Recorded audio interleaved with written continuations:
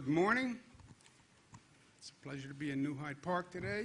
Let me introduce from my far right, Mr. Gareth Rhodes, who's been working with us from the beginning of this COVID crisis. To my immediate right, Secretary to the Governor, Melissa DeRosa. To my left, Mr. Jano Lieber, who is the Chief Development Officer for the Metropolitan Transportation Authority, the MTA. And to his left, Beth Garvey, who is my special counsel. First, I want to thank the Clinton G. Martin Park Community Center for giving us this opportunity to be here today. Let me give you some facts and some briefing material, and then we'll take whatever questions you have. Today is day 177. I know it feels like just yesterday that this started. Not really. Question is, when we get up in the morning, where are we with COVID on day 177, and what kind of progress are we making? And today is a great day. It is, the infection rate today is 0.66. That is the lowest infection rate that we have had since we started this. So that is really great news. And it's not just that the 0.66 as one day is great news. It's consistent with what we have been seeing all along. If you have been looking at our infection rate over the past couple of weeks, it has been below 1%. So it's not an anomaly, the 0.66. It's basically tracking what has been going on, which is we've been doing a great job keeping control of this virus. Congratulations to the people of New York. It wasn't rocket science. It just took the nation a long time to understand that we're dealing with a virus. It's a question of science, not politics. You can manage a virus, but you have to understand what you're dealing with. It's a virus. It's a function of medicine and science and biology, and you have to treat it that way. We made a mistake early on. We made a lot of mistakes early on. With this European virus. I call it the European virus. Some people call it the China virus. The virus did not come to New York from China. The federal government missed that. The virus came to New York from Europe. That's why it's the European virus. That's why if somebody knew what they were talking about, they would call it the European virus. When they say the China virus, which some people refer to it as, it actually makes the point of the mistake that the federal government made. They believed the virus was still in China. The virus was not in China. The virus had left China and gone to Europe and had come here from Europe, and they never knew that the virus left China. And that's why New York was ambushed. But we then had an issue in this country where we treated this as a political issue as opposed to a medical issue, as opposed to a public health issue. And that caused the virus to raise out of control in other parts of the country. That's not what happened in New York. New York was a pure ambush because we didn't know it was coming from Europe. But in New York, after the ambush, we treated it seriously, and we made a difference. The other numbers, 482 hospitalizations, 122 ICU patients, 54 intubations. The number of lives lost is 7 yesterday, and they and their families are in our thoughts and prayers. The 3-day rolling average is 5. If you look across the state, the numbers are good all across the state, with one exception, but you see Long Island over the past few days, 0.8, 0.7, 0.7, 0.8. Today, from yesterday, 0.6. It's true all across the New York City boroughs. Western New York, we have a caution flag, and we're focusing on it and trying to understand exactly what has happened, is happening. The number of positive tests is somewhat escalated. Not a cause for serious concern, but it is a caution flag, and we're looking at it. There have been several clusters in Western New York. There was a steel plant in Erie County a food processing factory, 2 nursing homes, people coming in for hospital procedures. A number of them have tested positive. There's seasonal labor forces that come in for farms. But we do more testing in New York than any other state, so we can identify when you start to see an increase, a quote-unquote cluster, as we call it. That's very important, so you can then attack that cluster, and you can stop the spread at that cluster. So that's what we're looking at in Western New York. We have done a number of initiatives to protect our progress, as we call it, where our infection rate is low. The question is, how do you keep it low? How do you make sure you're not getting infected from people coming in from other states where the infection rate is high? And how do you make sure you're maintaining compliance, bars, restaurants, young people? We're actually setting up testing sites at our airports to be able to do faster testing of people coming in, also hospital staff. We have beefed up our compliance efforts. I've said many times it's the responsibility of local government to use their police to make sure the health orders are being enforced in bars and restaurants.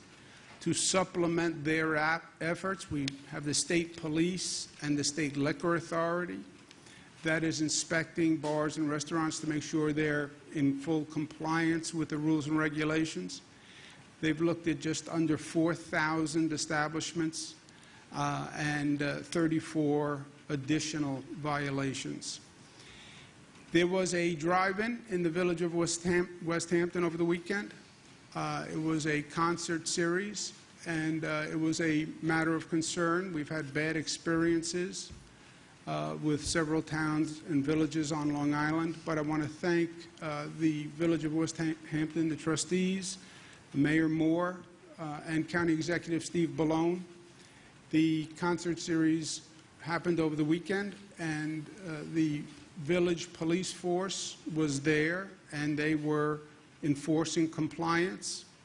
I asked County Executive Ballone if he would have the county personnel also attend the concert and make sure that all the health ordinances were complied with, and I want to thank them very much. That's a positive sign.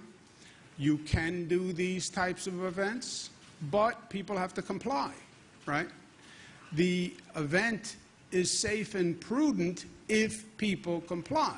The problem becomes when you stage the event, you host the event, and people don't comply, and the local authorities aren't prepared to deal with it. We've seen that in Southampton. That's not the case in what happened at West Hampton. The exact opposite happened. So I want to thank them very much. The MTA had one of the really extraordinary challenges of all time when you think about it.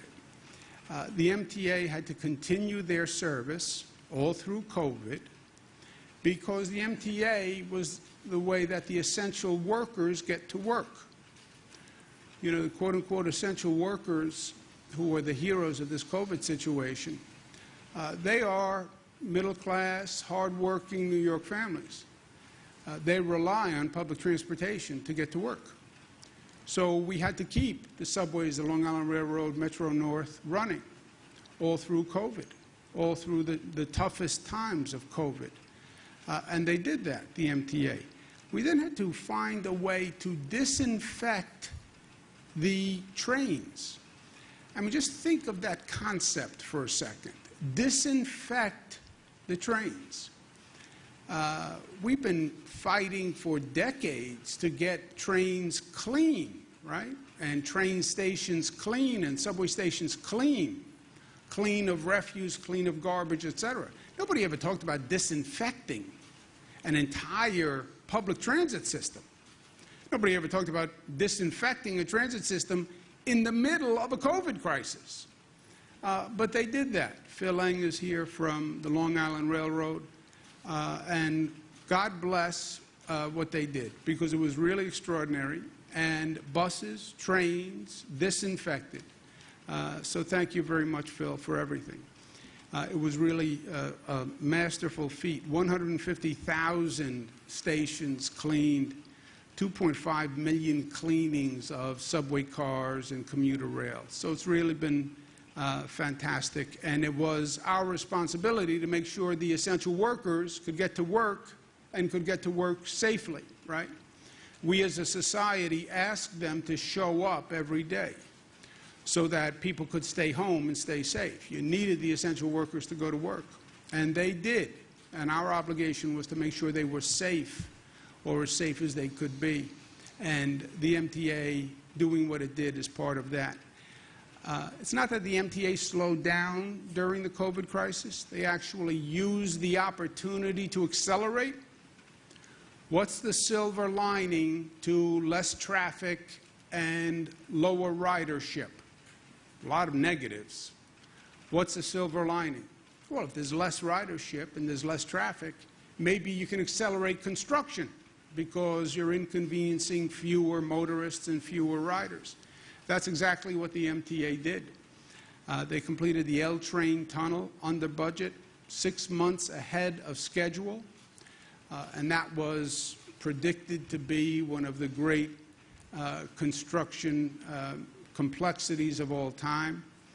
And again, they used this period to actually get more done than they would have normally gotten done. We just cut a ribbon at an LIRR grade crossing and opened the New Hyde Park Road grade crossing. First, this is opened 2 months ahead of schedule. It was supposed to take 9 months to give birth. It was 7 months to give birth. This is a project that I know from when I was just starting to drive, and this was a traffic nightmare for decades. And it was one of those situations that you would just say as you were going through it, why don't they fix this, right? Why do you have traffic backing up? 40% of the time, the train would be passing, so the arms would come down, you would stop traffic. Why? Why back up traffic? Why damage the environment? Why burn all that extra gasoline? Why don't they do something? Well, they were right, and of course, it's always easier said than done, but Jano Lieber, Mark Roche, and his group pulled it off. They got it done fast. They got it done on budget, which normally just being on time and on budget is a great success for government. To have a government project come in early, that's like unheard of, right? Sounds like the beginning of a bad joke. But they did it, and it was a pleasure for me to see. This is a picture of what it was like before, like so many other grade crossings. And this is it afterwards. So well done again to Jano and his whole team. This project is part of a larger project that's called the Third Track Project, which is a multi-billion-dollar project that's going to make a significant difference for the Long Island Railroad. And this is the latest milestone. The third track overall is about 10 miles. It'll be finished in 2022. We're at the halfway point, and the project is on time and it's on budget. So again, I want to thank the MTA because they're doing their part and then some. We just, on Long Island, went through the response to the most recent tropical storm. The response by the utility company was unacceptable. And it's even worse because this is not the first time we've had a storm. Storms have become more and more the norm, right? Because of Long Island's geographic location, New York City's geographic location, they're subject to storms. It's unacceptable that the utility companies continue to have such problems during the storm and in the aftermath. We know these storms are going to happen. We know that in the middle of the storm, power is going to go out for consumers. We know the consumers are going to want to know when their power comes back on just so they can plan and they can live their lives. We know that trees are going to fall and branches are going to fall and wires are going to come down. Why is it every time there's a storm, the utility companies are so slow in their response? Why? We pay for the utility companies to provide a service. They're not doing us a favor. This is what we pay for. And we don't pay just to have the utility companies function on a nice day. The essence of what we pay for is be ready for a storm, be able to handle the storm, give me information when my power goes out, and get my power on quickly. That is what we are paying the utility companies for. And the way the utility company works is they get a license from the state, franchise agreement. They then get paid by the ratepayers and get a profit on top of their cost. I believe some of these utility companies have now have the attitude of too big to fail. We have the license to operate. Well, there's nothing you can do about it. That's not true. They work for the people of the state. If they're not providing the service, then fire them. We pay for that service. If they're not providing the service, then find someone else to provide the service. The laws right now in the state of New York, I believe, are too protective of the utility companies. And that has to change. Right now, there's a legal limit on what you can penalize a utility company afterwards. And the current law says the penalty can be $100,000 or 0.02%, 0.02 of 1% of the gross operating revenues. That's the legal limit of what they can be penalized. If that's the limit, compared to the money they're making, this is de minimis. They're just paying penalties, basically as a cost of doing business. To give you a silly analogy, there's a delivery company that operates in the state, that operates many trucks all across the state. The delivery trucks routinely park where they're not supposed to park. And they get parking tickets. But they keep doing it. The delivery company just pays the parking tickets as a cost of doing business. They'll pay the $20, $30 for the parking ticket as a cost of doing business. We've gotten to a point with these utility companies where they basically say, okay, penalize me. The penalty is going to be relatively de minimis compared to the overall cost of doing business. I'll pay the penalty. We have to change the law, change the amount of the penalties so the penalty is actually a penalty. Look at the word, penalty. It has to be a penalty that will change your behavior because it is significant. Saying $100,000 per incident to these companies is not significant. Their cost of repair, their cost of the modification is much more than they would pay in a penalty.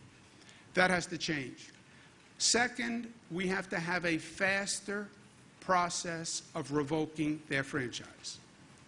They have to know that they can lose their operating certificate, and it's not going to take years to do, and we're not going to wind up in the courts. We can do it, and we can do it quickly. And there has to be a mandatory communication system that operates during a storm.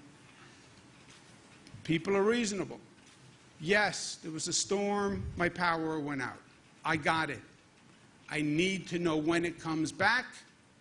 I have children in the house. I need to know if I should stay in my house, if I should leave, if it's 1 day, 2 hours, 1 week, I need that information. And they have to provide that information. This is going to require a change to the law. I've heard many legislators about how they're upset. If you're upset, do something about it. Change the law. That's what we need you to do. Take the upset, take the emotion, and make change. Pass a new law and do it right away. September, schools are back and working through that issue. Question of youth sports has come up. The state has done a lot of research on youth sports, and the guidance we've come up with is this: what's called lower risk sports, tennis, soccer, cross country, field hockey, swimming, in all regions of the state can practice and play starting September 21. So schools will be coming back. There'll be a little bit of a period to gauge what's happening, and September 21 they can start to practice and play all across the state. There is guidance posted by the Department of Health on just how they should do it, but there'll be no travel, practice, or play permitted outside of the school's region. So a school can play in their region, they can play with a contiguous region or county, but nothing outside of that until October 19th. Again, we're doing this in phases. We want to see what the effect is. We want to see how it works. Schools opening in general is a big question mark. What could the effect be? The fall is a big question mark. Many of the experts are suggesting there may be a second wave or a recurrence, so phasing it will allow us to watch it.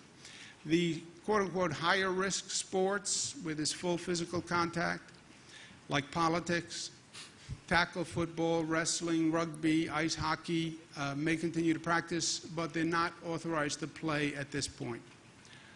Last point, I signed several bills last week into law that make it easier to vote, allowing a voter to get an absentee because of risk of illness, that's COVID, counting the ballots postmarked on or before Election Day or received by the Board of Education without postmark the day after Election Day, eliminating the requirement that voters wait until 30 days prior to election before requesting an absentee ballot.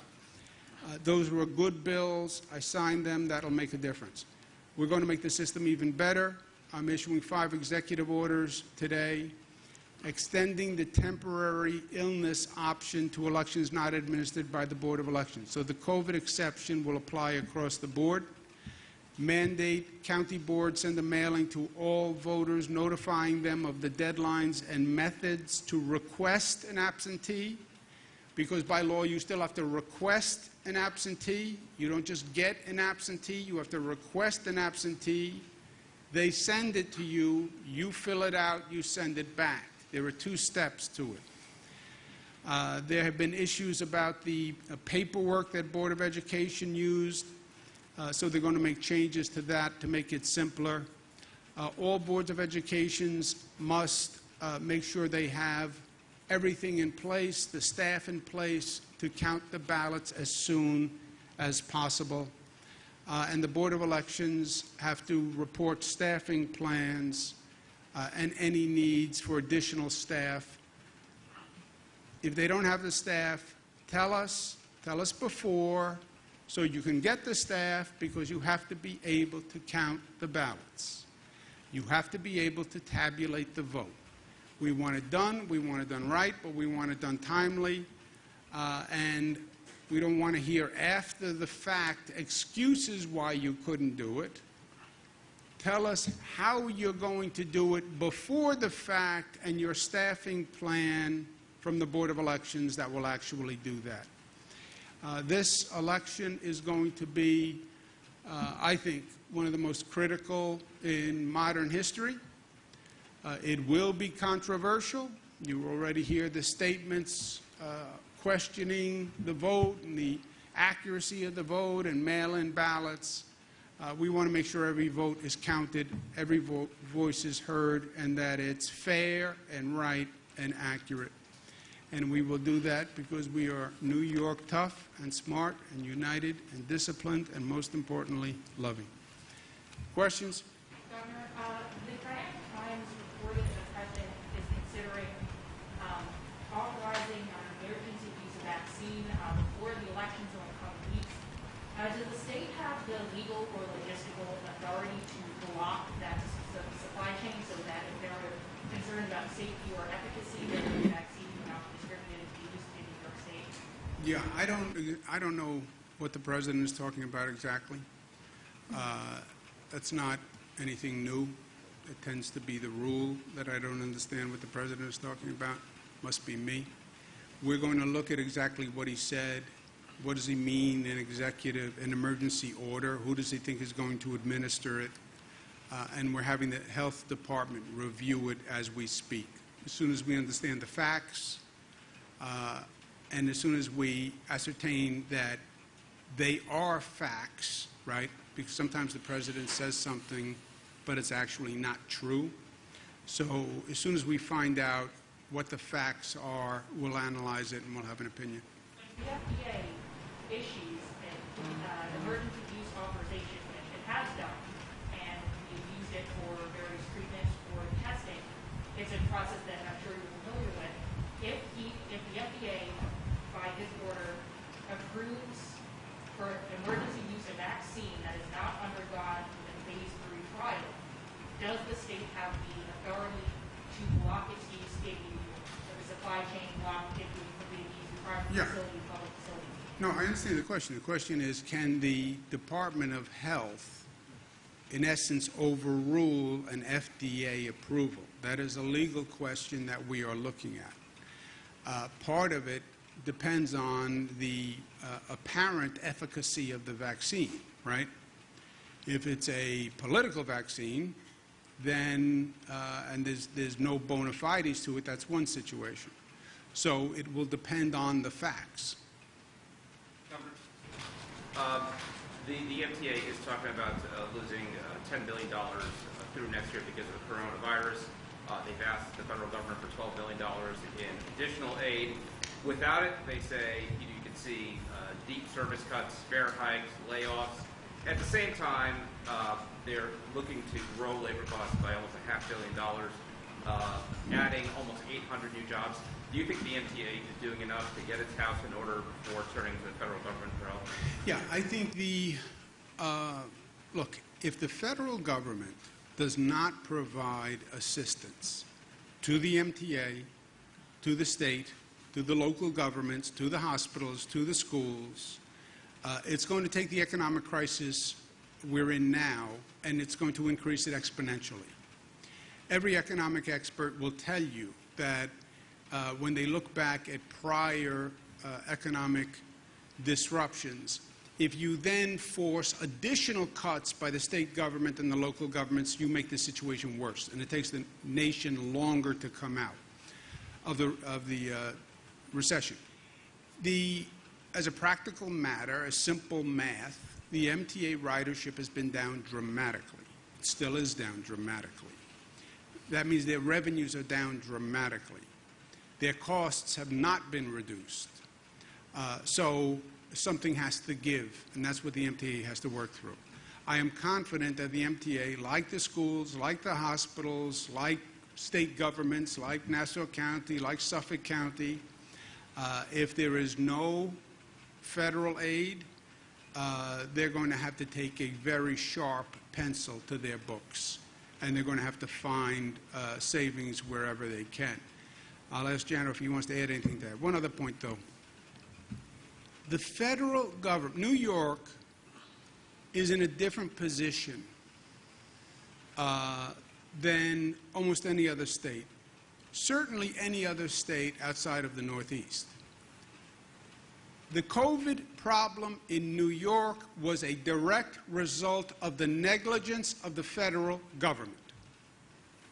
If this was a private situation, the state could sue the federal government for negligence, gross negligence. The federal government is responsible for public health and international monitoring of public health.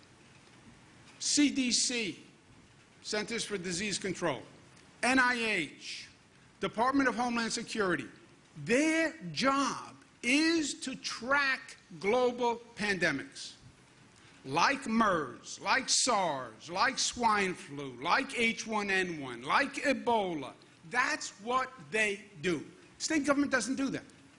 Their responsibility is public health, homeland security, track diseases around the world and make sure you know where they are and make sure you know if they're coming here. That's the federal job. You know what they did? They failed. They failed. You know how you know that? They admitted it. They admitted it. They said, China virus. The virus came from China. The virus was in China in December. They don't take action until March. What did you think was going to happen between December and March? You think the virus was going to sit there in China and wait for you? December, January, February, March? No. I mean, it defies common sense. The virus got on a plane. And it went to Europe. And the federal government, hear no evil, see no evil, speak no evil, knew nothing. And it went to Europe in January and February, and then it got on a plane, and it came to New York. You know where the European flights come? They come to New York. They come to JFK. They come to Newark. And it was coming for weeks and months, and they never knew. That's where the explosion came from. And when I say they admit it, go pull the quote from CDC Dr. Redfield. Go pull the statement, the testimony from Dr. Fauci, who say, yes, we thought it was coming from China. It was coming from Europe, and everybody was still looking at China. They have admitted that. And that's how we had the explosion. Why? Because it had been coming for weeks and months due to federal negligence. Now, the other states can't make that argument because once it happened in New York, now they're on notice, right? It's in America, big time. Not just a couple of cases in Seattle, a little bit on the West Coast, flights from China, from the Wuhan province. No, it's in New York. It's here. It's here big time. They had notice. We had no notice. We were ambushed because the federal government failed in its job. Failed in its job. Now, you cost New Yorkers lives, and you cost New Yorkers billions of dollars. And now to add insult to injury, you want to say you're not going to provide federal funds to help alleviate the damage that you caused? That's going to be their position? It's reprehensible. Let those Congress people produce no federal funds and then come home to New York and run for re-election in November, and let's see what happens. Don't provide subsidy to the MTA. Let the LIRR service reduce or the fares go up, and then let the congressional people explain it when they go to the people on Long Island and ask for their vote. Do you have a point, Janice? So, Alfonso, you know it. The MTA's got $2 billion of recurring savings we put in effect in the last couple of years. There's hundreds of millions of dollars more of savings in our budget plan that was been recently discussed. And as you know, the positions that you're talking about, which, by the way, are for car cleaners to accomplish the disinfection that the governor talked about, we have a hiring freeze, and none of those jobs are going to be filled unless the economics permit. And right now, as the governor said, the MTA is approaching a fiscal cliff, and the economics do not permit.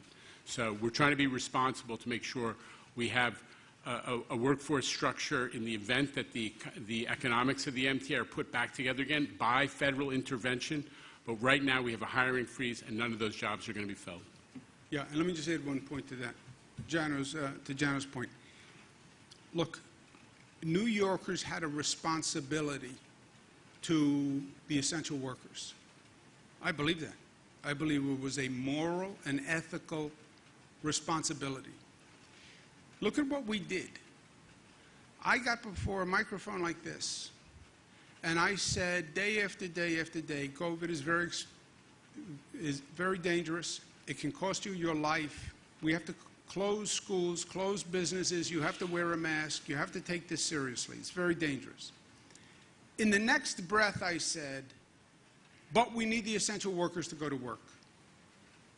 In the next breath, we need the police, we need the firefighters, we need the transit workers, we need the Long Island Railroad workers. We have to disinfect trains. In the next breath. And the essential workers, nobody said, well, why should I go to work?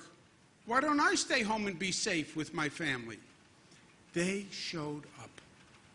Not because these are high-priced jobs.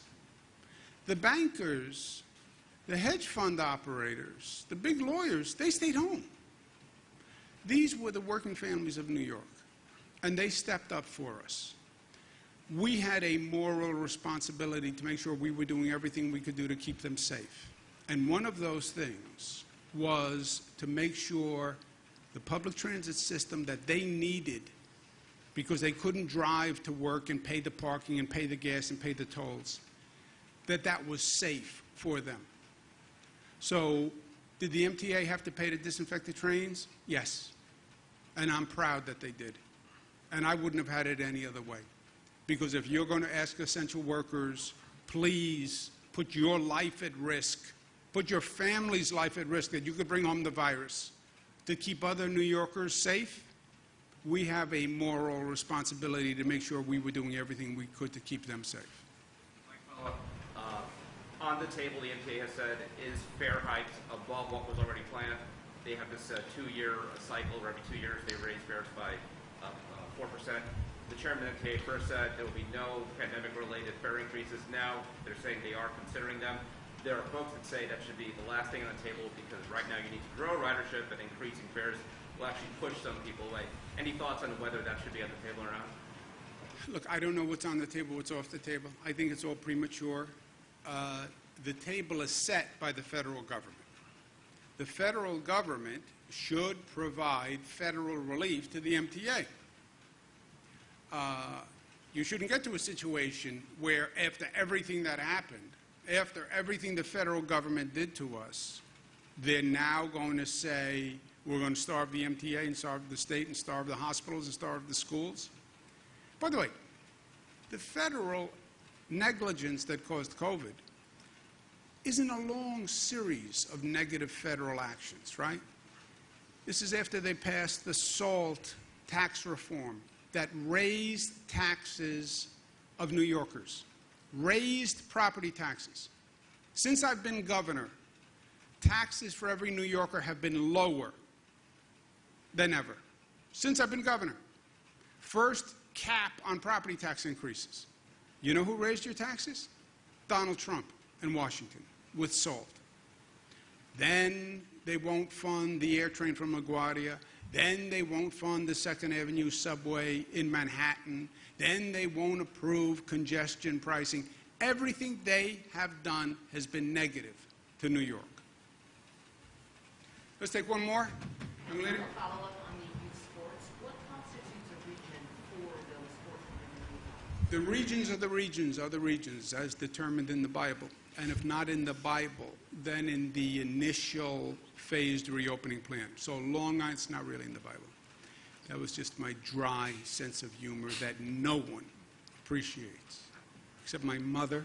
My mother does appreciate my sense of humor. The region is Long Island, Nassau and Suffolk, New York City.